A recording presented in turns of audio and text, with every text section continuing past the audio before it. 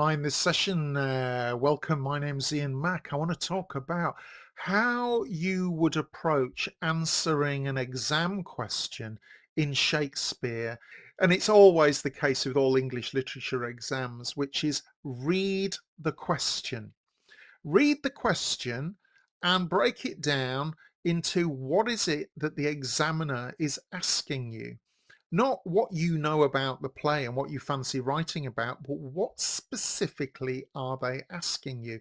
And I'm going to give you some answers here that will give you an examples to reference within the plays that you're studying. You'll find that I've summarized all 40 Shakespearean plays, and I've also done a separate set of 40 videos of the 9 key quotes per play. So do cross-reference those. And one of the first things I would say about tackling any Shakespearean exam is make sure in plain English that you understand the story of the play. Understand the overall story and how that story evolves and then what happens at the end. The second thing that you need to think about is who are the key characters? Understand the roles that these characters play. Again, don't get bogged down in Shakespearean language and all that difficult stuff.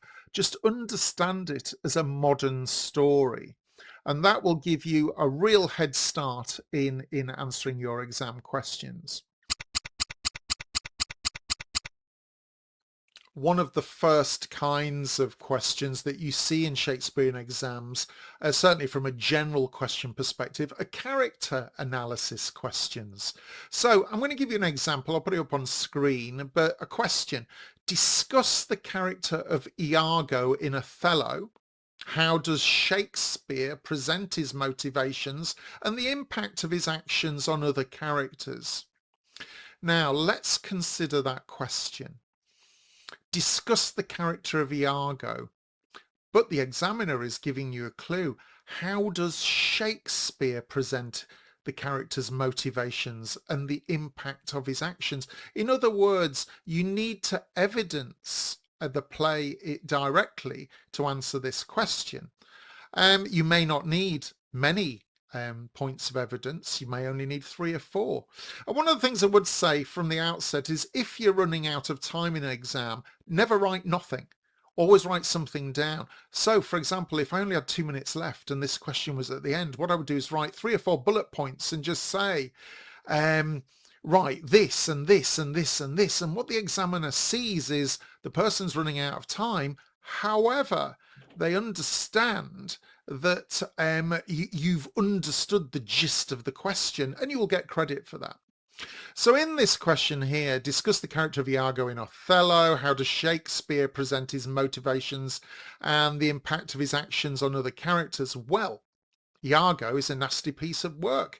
He's portrayed as manipulative and deceitful. He's driven by jealousy and ambition. Can I pull up some evidence for that? Can I reference 2 or 3 points as to where I've seen that in the play? His actions lead Othello to madness and to tragedy. That's the point of the play. It's all about what Iago does to destroy Othello. So this showcases the destructive power of manipulation, and we can see Iago manipulating all the way through the play. And it also shows betrayal because remember, Iago reports into Othello. Another type of question that you may be asked within the general questions category is theme exploration. Can we explore the theme of whatever it is within the play? So, for example, within Macbeth, it could be violence and murder. Within the theme of Romeo and Juliet, it could be love. And so let's explore that. A question coming up on the screen. Explore the theme of love in Romeo and Juliet. How do different characters perceive love? And how does this affect the outcome of the play? Now, of course, Romeo and Juliet is a tragedy, but love is depicted in various ways. For example, we've got the romantic love between Romeo and Juliet, but it's also a kind of love that's impulsive and it's passionate. And impulsiveness can lead to tragedy. On the other hand, we have parental love. Parental love is protective, it's restrictive in some ways. And remember, these are young lovers. So these differing perceptions contribute to the tragic ending. So if I'm answering this question, I would talk about the kind of love that I perceive between Romeo and Juliet as opposed to the parental love. And I would show how each of those types of love drives the tragedy at the end. And remember, it's the lover's haste, it's their impulsiveness that drives their demise. General question in Shakespeare is all about language and imagery. Now, an example of a typical question would be something like, analyze the use of imagery in Macbeth. How does Shakespeare use imagery to enhance the themes of ambition and of guilt? Well, okay, now again, here's a question where it's saying, how does Shakespeare use imagery? So we need to evidence what Shakespeare was doing. So, okay, let's think about the answer here. Well, overall, we know that the story is about ambition and guilt that leads to murder and then ultimately tragedy. So, Shakespeare uses dark and violent imagery to reflect Macbeth's ambition and subsequent guilt.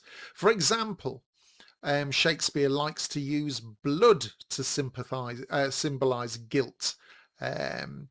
And the consequences of unchecked ambition, as seen in Lady Macbeth's famous line about washing the blood from her hands. Out, damn spot, I think is the quote. The next type of question that you're most likely to face in Shakespearean exams are specific questions about the play that you're studying. Now I'm going to give you 3 examples of questions about 3 different plays and then the short answers to each, or potential short answers to each. And then from there, you can apply exactly the same process to a play that you might be studying. So, okay, let's begin with, say, Hamlet. That's a popular option. So in Hamlet, here's a question. Examine Hamlet's internal conflict throughout the play. How does his indecision affect the plot and other characters? Well, if you study Hamlet, you'll know that he is one of the most indecisive characters going. So the answer to this question, in short, is that Hamlet's indecision stems from his moral and existential dilemmas. So delaying his revenge against Claudius is the main one, Claudius who killed his father. This procrastination leads to tragic consequences, including Ophelia's madness and his own death, illustrating the theme of inaction. In other words, if you procrastinate too long, disaster occurs.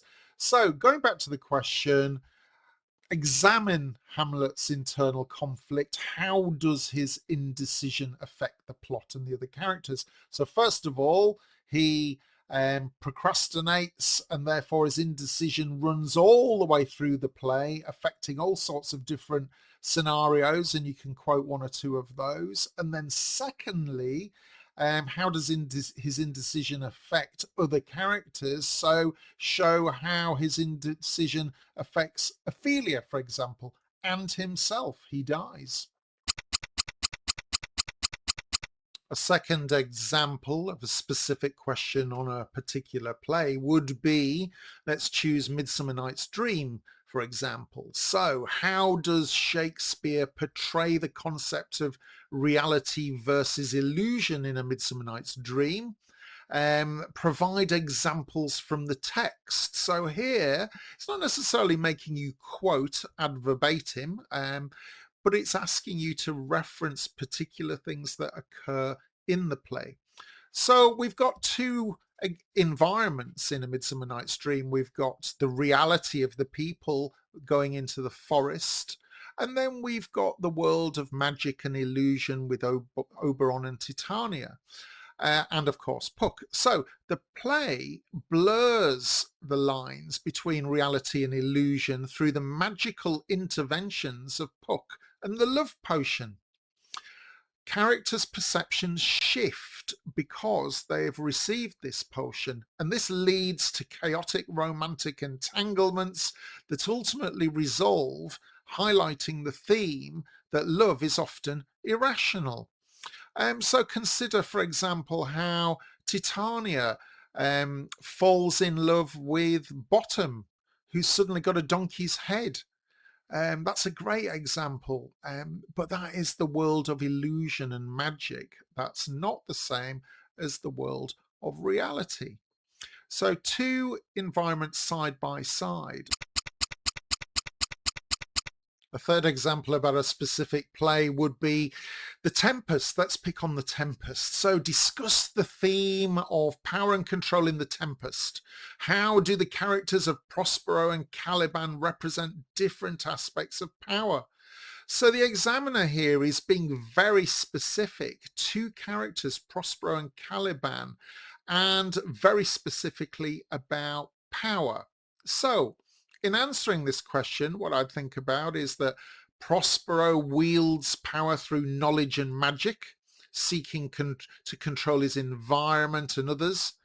In contrast, and there's a key thing there, in contrast, Caliban represents the struggle against colonization and oppression, showcases the tension between master and servant, as well as the complexities of power dynamics. So I've got two different examples. One character does this, the other character does that, and we can see the contrast between them. A third type of question that you may be asked are contextual questions. Now, there are two types of contextual questions that I'm going to give you. The first is historical context. So a question, how does the Elizabethan context influence the themes and characters in Julius Caesar? Consider the political environment of the time, says the question. So in answering this, the play reflects the political turmoil of Elizabethan England. Remember, Shakespeare was writing at the end of the Elizabethan reign, which had been a long reign, and a long reign mainly of stability. But as kings and queens come to an end, then of course we start to get all sorts of political trauma and tribulation.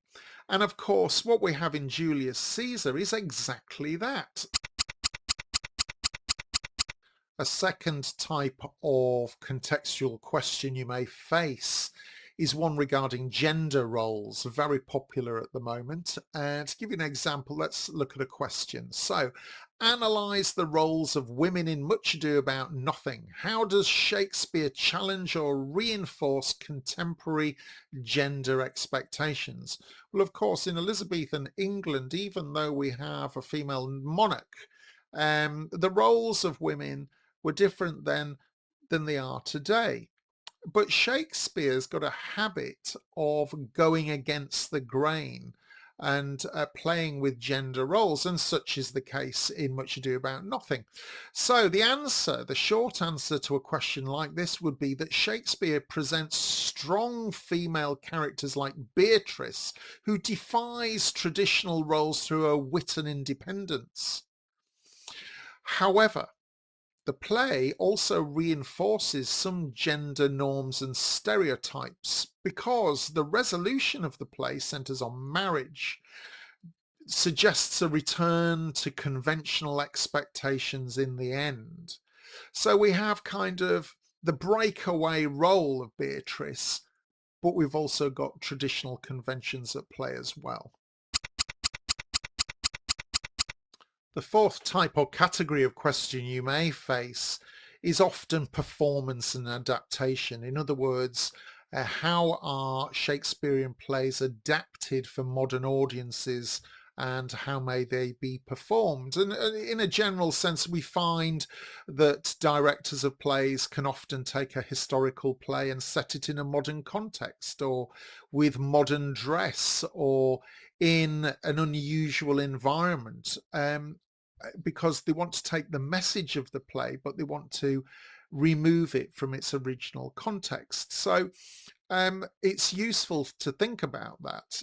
So let's consider two types of questions, theatrical interpretation and then adaptations. So theatrical interpretation, a question might be something like, how might a modern director interpret the character of Lady Macbeth in a contemporary production of Macbeth? What choices could be made to reflect current social issues?